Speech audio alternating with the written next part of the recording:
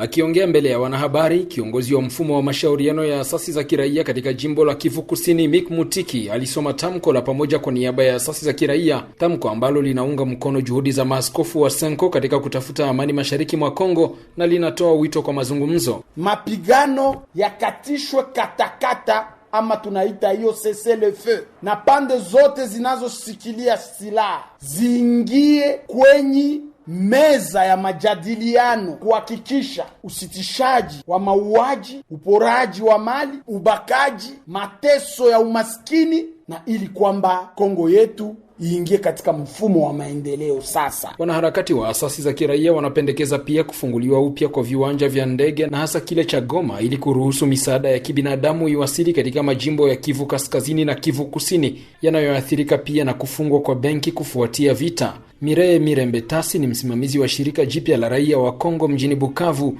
Anasema amechoshwa na hali ya ukosefu usalama. Hata tunapigana kukiwa huyu anashinda ama huyu hashindwe, mwisho tutafikia kwenye maongezi. Tunaomba hayo maongezi kuwe kwa sasa, sababu kwa uhakika tumechoka. Pia asasi hizo za kiraia zinaonya wa Kongo kuwa na mshikamano wa kijamii na hasa kuanzishwa kwa harakati za haki ya mpito ili kuadhibu vitendo vya uhalifu. William Basimike, Bukavu, RFI Kiswahili.